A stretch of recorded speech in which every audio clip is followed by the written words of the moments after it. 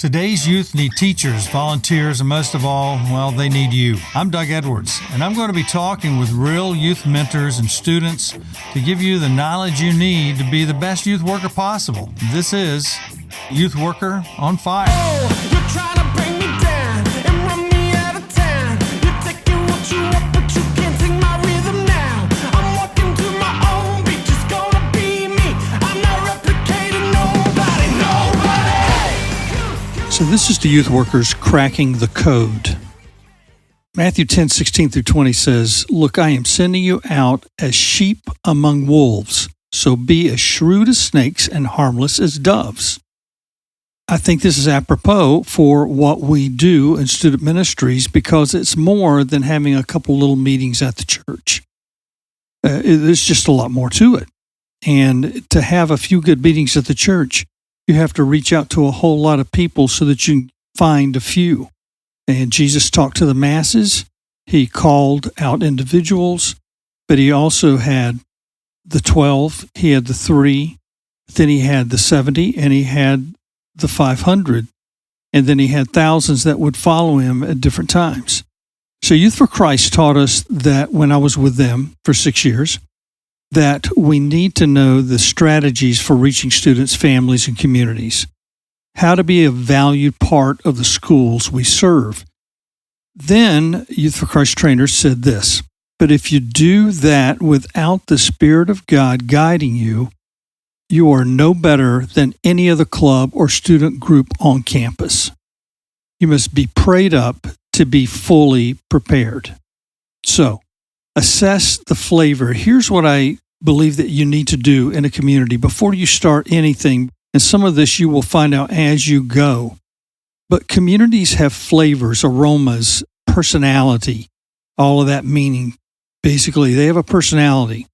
It may feel a certain way. It may taste a certain way to some degree if you're putting it one way or another. But they definitely have personality. So each community does, no matter how small or large. We have 4 communities around here, 4 cities, some larger than others, and they all 4 feel differently. They all act differently. The borders butt right up against each other, and the schools as well, are right there. But they all come out looking, acting, feeling different. So you need to assess that. What is your community and your schools and your church like? You might even want to visit other schools and churches and communities just to see if you can feel and sense the difference. What's the difference with your church expectations, your parent expectations of current students, community rituals and values, schools, rules and values, things that are valuable and things and events that are non-negotiable in your community? What are things that you don't want to run over? I hear churches and Christian groups and things like that getting onto schools that they did in the past, not as much now because we're not in the same Judeo-Christian society as we used to be. But remember this about yourself, and that is that you are a servant of God and therefore a servant of your schools, your church, and your community. You are there to bring the Spirit of God and to do no harm. We forget that a lot of times. We think we're on a battlefield, and those who take this up because we are on a spiritual battlefield. But remember, the war that we're fighting is not against flesh and blood, but against principalities and powers. We're not fighting against human beings. So when it looks like it's coming through humans, we have to remember it's not. You need to be an asset to school boards, to principals within the school system, administrators and teachers and coaches and parents. Then you will earn the honor of being trusted with their students. If you see yourself as one who deserves to be there, then you do not have a servant's heart. Always be humble and protective of everyone, and never be the smartest person in the room. Then you will attract people with that same spirit, and they will recognize you from all levels. It will take time, but it will be worth it. Everything is time. Everything is relationships. Relationships take time before you can break through that first layer of individuals' personalities, first layer of a community and a church. And then never take it for granted. Leading as you follow the Spirit of God will bring you God's favor over and before you. He will prepare you and the people you are to encounter. He's going to prepare them for you and you for them. God's leading will save you a lot of wasted time and effort. Matthew 7:7-11, ask and God will give it to you. Search and you will find. Knock and the door will be opened for you. And it goes into a little more, explains it a little more, Jesus does when you read the other verses. But remember to ask and seek and knock. Things do not come without a war, without a battle, without preparation. You can't just show up and then all of a sudden things are good and great and you're the hero. People recognize people who fight battles, people who last. And what about volunteers and student leaders? Train them and educate them regularly on what is expected and consistently remind them of God's vision through you for themselves. Student ministry evangelism is what we're talking about here. Currently remind them of God's vision through you for their community, for them, and for the church.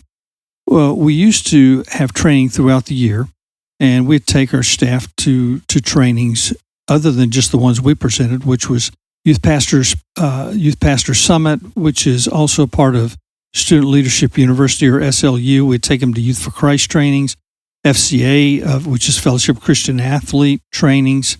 And a few weeks before school would start, I'd have a weekend for training with volunteers and their families at Daytona Beach. And primarily we did it there. We did it a couple of other places, but for many, many years, most of the time it was at Daytona at a particular hotel, the El Caribe Hotel, because Marianne became a friend of ours and a friend of many, many ministries who owned that hotel. It was the perfect spot because it was a place that the owners and many of the workers were praying for the people that were coming in. Maximum impact is another thing that Youth for Christ taught us. Throw a giant party at your church or a rented facility, a burger bash, fall bash.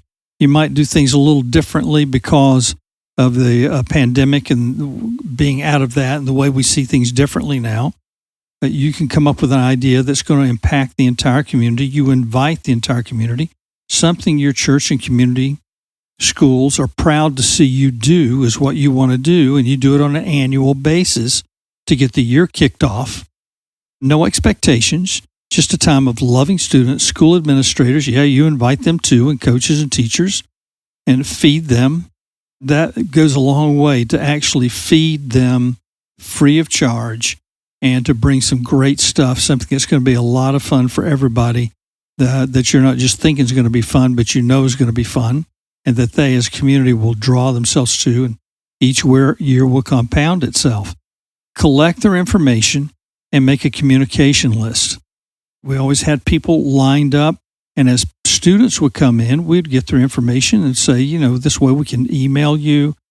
We can, if you want us to go online, you have a particular way that you are in social media, we can go there too and text you if you give us your phone number to let you know when things are up and things are changing and events are coming. They don't care, and here's what the key phrase that was taught us. They don't care how much you know until you know how much you care. You see, there's a 1 to 10% rule. It seems to work in the spiritual realm as well. It works in marketing. You only get 1 to 10% of the people you reach out to. So sometimes our church would freak out and go, you're inviting the whole schools. You're inviting 4 schools to this event and 4 middle schools to this next event. What are you doing? This is crazy. This is too much. But you'd usually, we got a little more than 1 to 10%. Because we kept compounding and compounding each year, and people believed in what we did and loved to come and knew that there were no expectations on them, but we came and had a good time. We prayed for the meal. We introduced youth workers in the area, not just ourselves, but we'd invite other youth pastors and Fellowship Christian Athletes or other organizations like that, and we'd introduce their leaders as well.